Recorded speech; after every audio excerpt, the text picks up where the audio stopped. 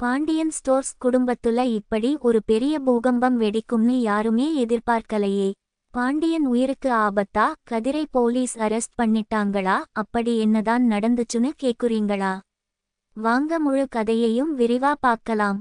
நம்ம பாண்டியன் குடும்பத்தோட ஆணிவேராவே இருக்கிற பாண்டியன் இப்போ ஆஸ்பத்திரியில உயிருக்கு போராடிக்கிட்டு இருக்கிறத பார்த்து ஒட்டுமொத்த குடும்பமும் கதறி துடிச்சுக்கிட்டு இருக்காங்க. ஆரம்பத்துல ஆஸ்பத்திரியில ஒரு பெரிய கலவரமே நடக்குது. நல்ல மனுஷன்டா எங்க பெரியப்பா, உன்ன நம்பி தான வந்தாரு, அவரை போய் அடிச்சு கீழே தள்ளி விட்டாப்பா அப்படின்னு சொல்லி கதிரை போட்டு எல்லாரும் சேர்ந்து கண்மூடித்தனமா அடிக்கிறாங்க. ஆஸ்பத்திரின்னு கூட பார்க்காம அடிச்சு மூஞ்சிய உடைடா அப்படின்னு கத்தி கதிரை போட்டு எல்லாரும் வெளுத்து வாங்குறாங்க.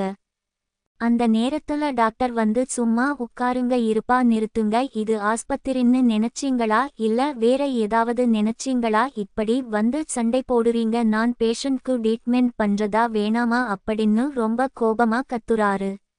அது மட்டுமில்லாம நீங்க இப்படியே சண்டை போட்டுட்டு இருந்தா நாங்க போலீஸுக்கு தான் இன்பார்ம் பண்ணுவோம், எல்லாரும் வெளிய போங்கன்னு டாக்டர் எல்லாரையும் விரட்டி விடுறாரு. இன்னொரு பக்கம் வீட்ல இருக்கிற ராஜியும் கோமதியும் பதட்டத்தோட உச்சியில இருக்காங்க. ராஜி ரொம்ப பயந்து போய் அத்தை என்ன ஆச்சு மாமாவுக்கு அப்படின்னு கேக்குறாங்க. யாருமே எதுவும் தெளிவா சொல்ல மாட்டேங்குறாங்களேன்னு மீனாவும் ராஜியும் ரொம்ப தவிச்சுக்கிட்டு இருக்காங்க. அப்போ பழனி போன் பண்ணி அக்கா இங்க என்ன நடக்குதுன்னே தெரியலக்கா, கதிர் போன் பண்ணி அண்ணனுக்கு உடம்பு சரியில்ல ஆஸ்பத்திரில சேர்த்திருக்கேன்னு சொன்னான், நாங்க ஓடி வந்து பார்த்தா அண்ணன் மயக்கம் போட்டு கிடக்குறாரு, இன்னும் கண்ணு முழிக்கவே இல்லைன்னு சொல்றான்.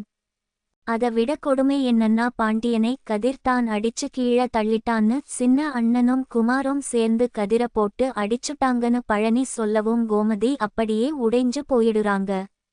கதிர் இப்படி எல்லாம் பண்ற ஆள் கிடையாதுன்னு கோமதிக்கு நல்லா தெரியும்.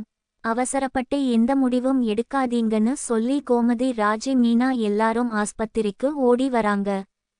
சரவணனும் செந்திலும் தன்னோட அப்பா பாண்டியனுக்கு இப்படி ஒரு நிலைமையான்னு தாங்கிக்க முடியாம ஆஸ்பத்திரியில கதறி அழுவுறாங்க.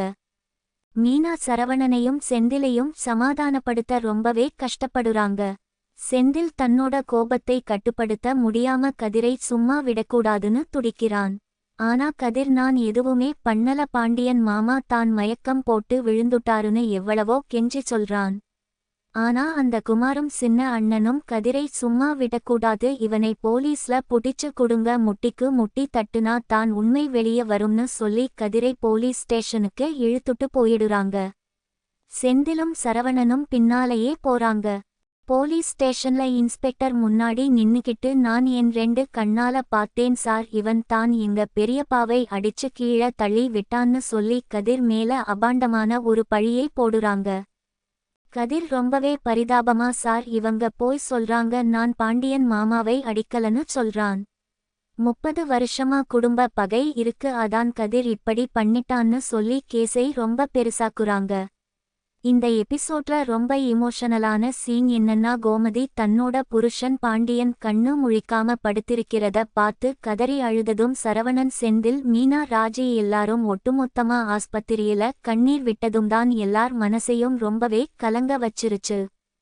இதுல பெரிய ட்விஸ்ட் என்னன்னா, பாண்டியனை உண்மையாவே கீழே தள்ளி விட்டது யாருங்கிறதுதான். கதிரை இந்த கேஸ்ல மாட்டிவிடணும்னு அந்த எதிரி குடும்பம் தான் தப்பான பழியை கதிர் மேல போட்டு போலீஸ்ல மாட்டி விட்டுருக்காங்கங்கிறது போக போகத்தான் தெரிய வருது. இன்ஸ்பெக்டர் கடைசியா அவசரப்படாதீங்க, நீங்க ஒரு குற்றச்சாட்டை முன்வைக்கிறீங்க, அவரு மயக்கத்துல இருக்காரு, பாண்டியன் கண்ணு முழிக்கட்டும், அதுக்கப்புறம் என்ன ஏதுன்னு விசாரிச்சுக்கலாம்னு சொல்லி இப்போதைக்கு ஒரு முற்றுப்புள்ளி வச்சிருக்காரு. செந்திலும் சரவணனும் உண்மையை தெரிஞ்சுக்க காத்துக்கிட்டு இருக்காங்க. எபிசோட் எப்படி முடிஞ்சதுன்னா, ஒரு பக்கம் பாண்டியன் உயிருக்கு போராடிக்கிட்டு இருக்காரு, இன்னொரு பக்கம் கதிர் போலீஸ் ஸ்டேஷன்ல மாட்டிக்கிட்டு தவிக்கிறாரு. கோமதி சரவணன் செந்தில் மீனா ராஜி எல்லாரும் ஆஸ்பத்திரியில கண்ணீரோட நிக்கிற மாதிரி எபிசோட ரொம்பவே விறுவிறுப்பா முடிச்சிருக்காங்க. நாளைக்கு என்ன நடக்க போகுதுன்னா பாண்டியன் மயக்கம் தெளிஞ்சு கண்ணு முழிச்சு உண்மைய சொல்லுவாரா? சரவணனும் செந்திலும் சேர்ந்து அப்பாவுக்கு இந்த நிலைமையை உருவாக்குன உண்மையான குற்றவாளியை கண்டுபிடிப்பாங்களா? மீனாவும் ராஜியும் சேர்ந்து கோமதிக்கு சப்போர்ட்டா நின்னு குடும்பத்தோட மானத்தை காப்பாத்துவாங்களா அப்படின்னு நாளைக்கு எபிசோட்ல ரொம்பவே பரபரப்பா பார்க்க போறோம். தொடர்ந்து இணைந்திருங்கள்.